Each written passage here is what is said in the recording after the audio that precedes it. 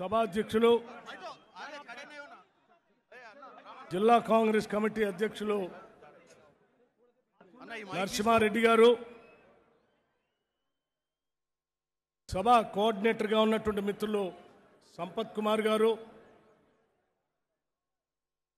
ఈ కార్యక్రమానికి ముఖ్య అతిథిగా విచ్చేసినటువంటి అఖిల భారత కాంగ్రెస్ కమిటీ ప్రధాన కార్యదర్శి మనందరి ప్రీతమ నాయకురాలు శ్రీమతి ప్రియాంక గాంధీ గారు, ఏఐసిసి ఇన్ఛార్జ్ సెక్రటరీ పెద్దలు మాణిక్రావు ఠాకరే గారు, రాష్ట్ర కాంగ్రెస్ కమిటీ అధ్యక్షులు శ్రీ రేవంత్ రెడ్డి గారు, రాష్ట్ర కాంగ్రెస్ కమిటీ మాజీ అధ్యక్షులు ఉత్తమ్ కుమార్ రెడ్డి గారు, హనుమంతరావు గారు, పొన్నాల లక్ష్మయ్య గారు, అట్లాగే జీవన్ రెడ్డి గారు, నా తోటి శాసనసభ్యులు, శాసన మండలి సభ్యులు, కేంద్ర మంత్రివర్యులు, రాష్ట్ర మాజీ మంత్రివర్యులు, రాష్ట్ర కాంగ్రెస్ కమిటీకి సంబంధించినటువంటి కార్యవర్గ సభ్యులు, నాయకులు, ఏఐసిసి కార్యదర్శులు అందరికి కూడా ముందుగా హృదయపూర్వకంగా వారందరినీ సభకి ఆహ్వానిస్తూ ఈ నిరుద్యోగుల సమస్యకి భరోసా ఇవ్వటం కోసం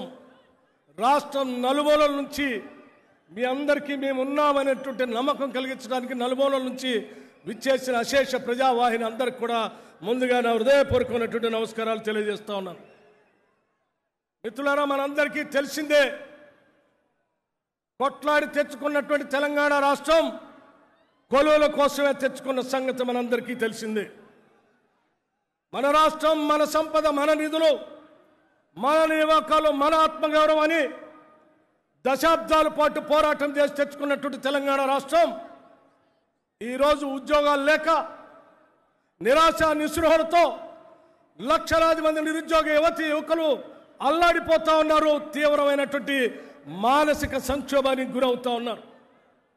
మనందరికీ తెలిసిందే, ఈ విద్యార్థులే ఉరికమ్మాలెక్కితే, ఆత్మహత్యలకు పాల్పడితే, అగ్నికి ఆహుతి అయితే ఈ బిడ్డలు మరణించకూడదని చెప్పి ఒక తల్లిలాగా ఆలోచన చేసి మనందరి ప్రీతమ నాయకురాలు శ్రీమతి సోనియా గాంధీ గారు తెలంగాణ రాష్ట్రాన్ని పార్లమెంటులో మనకు బలం లేకపోయినప్పటికీ ఒప్పించి మెప్పించి తెలంగాణ రాష్ట్రాన్ని ఇచ్చారు.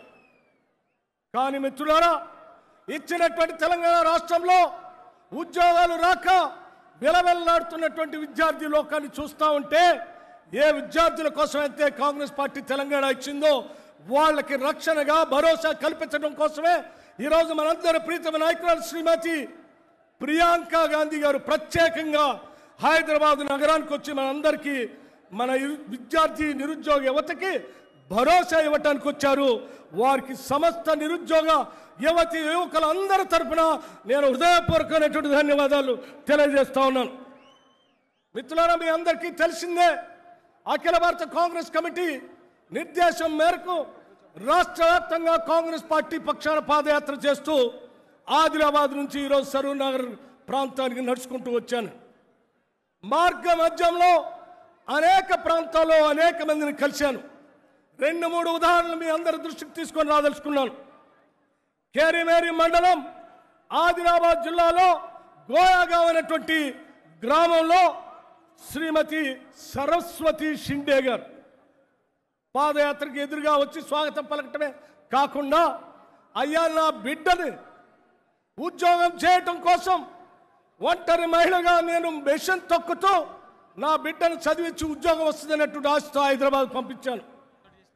కానీ 9 ఏళ్లుగా ఉద్యోగాలు రాక ఒక్క వచ్చినటువంటి నోటిఫికేషన్ కూడా ప్రశ్నాపత్రాలు లీక్ అయితే ఆ పరీక్షలు రాయకుండా వెనుకొచ్చిన ఆ బిడ్డను చూసి నేను మానసికమైనటువంటి క్షోభకు గురవుతా ఉన్నాను. నేను క్యాన్సర్ బాధతో బాధపడుతూ కూడా మిషన్ తొక్కుతూ ఇటువంటి బిడ్డలకు ఉద్యోగాలు రావాలని పోరాటం చేస్తే ఈరోజు కోరి తెచ్చుకున్న తెలంగాణ రాష్ట్రంలో ఉద్యోగాలు రాక అల్లాడిపోతా ఉన్నాను. అసలు ఉద్యోగాలు పొందినటువంటి బిడ్డల్ని నేను చూడగలుగుతానని ఆ తల్లి చెప్పినటువంటి మాట కూడా గుర్తుకొస్తా ఉంది. అట్లాగే మార్గ మధ్యలో అనేక మంది యాదవ్ సోదరులు, గీత కార్మికులు, అట్లాగే మిగతా కళాకారులు కానీ వృత్తిదారులు కానీ అనేక మంది కలిశారు. ఒక గ్రామంలో జనగాంలో అయితే సత్యనారాయణ బాలరాజు అనేటువంటి విద్యార్థులు ఇద్దరు చేయబట్టుకొని ఇంట్లో తీసుకొని వెళ్ళారు. ఏందయ్యా అంటే నేను ఉస్మానియా యూనివర్సిటీలో ఎంఎస్సీ పిహెచ్డీ చేశాను, ఒక ఆయన ఎంఏ ఎల్ఎల్బి చేశాం. ఉద్యోగాలు రాక ఉస్మానియా నుంచి తిరిగి 9 సంవత్సరాల తర్వాత ఇంటికి వచ్చి ఇస్త్రీ పెట్టబట్టుకొని నేను బట్టలు ఇస్త్రీ చేసుకుంటున్నాను.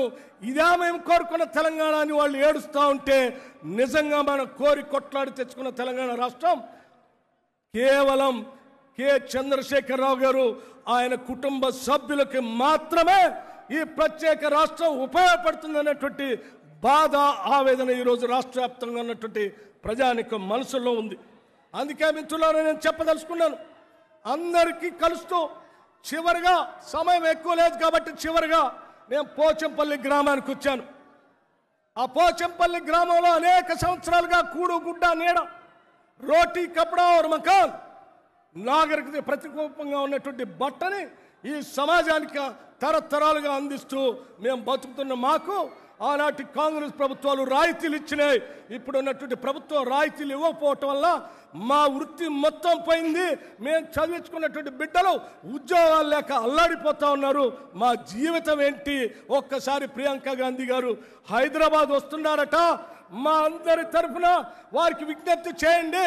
మా తరఫున మా చేనేత కార్మికులు నేర్చినటువంటి చీరను కూడా బహుకరించి మాకు కావలసిన నూలు మీద రాయితీలు ఇప్పించేటట్టుగా ప్రయత్నం చేయండి అని చెప్పినటువంటి వారి మాటను కూడా మీ అందరి సమక్షంలో మేడం ప్రియాంక గాంధీ గారి దృష్టికి తీసుకొని వస్తా ఉన్నాను.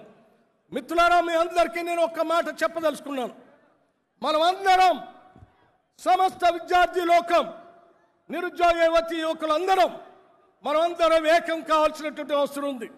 ఆనాడు ప్రత్యేక తెలంగాణ రాష్ట్రం కోసం ఏ రకంగా అయితే పోరాటం చేశామో, తెచ్చుకున్న రాష్ట్ర సంపద ఫలితాలు అన్నీ కూడా ఒక కుటుంబానికో లేకపోతే పార్టీకి సంబంధించిన పెద్దలకో మంత్రివర్గ సభ్యులకో దోచుకుంటూ ఉంటే చూస్తూ ఊరుకోవటానికి మనం రాష్ట్రాన్ని తెచ్చుకోలేదు.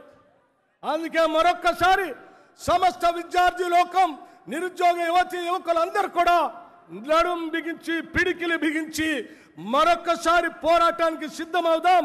మన ఆశలు ఆశయాలు లక్ష్యాల్ని గుర్తించి తెలంగాణ ఇచ్చినటువంటి కాంగ్రెస్ పార్టీతో చేయి చేయి కలుపుదాం. ప్రజా ప్రభుత్వాన్ని, ఇంగరం రాజ్యాన్ని తెచ్చుకుందాం. మన ఉద్యోగాలు మనం కాపాడుకుందాం అని చెప్పి మీ అందరికీ నేను సవినయంగా మనవి చేస్తూ, సమస్త ఉద్యోగాలు కల్పనకు పనికొచ్చేటువంటి ప్రభుత్వ ఉద్యోగాలు రిక్రూట్మెంట్ చేసుకోవాలి. అట్లాగే ప్రభుత్వ రంగ సంస్థలకు పనికొచ్చేటువంటి సింగరేణి కాలరీస్ని బతికించుకోవాలి. బయ్యారం స్టీల్ ప్లాంట్ తెచ్చుకోవాలి. కాజీపేట్ కోచ్ ఫ్యాక్టరీ తెచ్చుకోవాలి.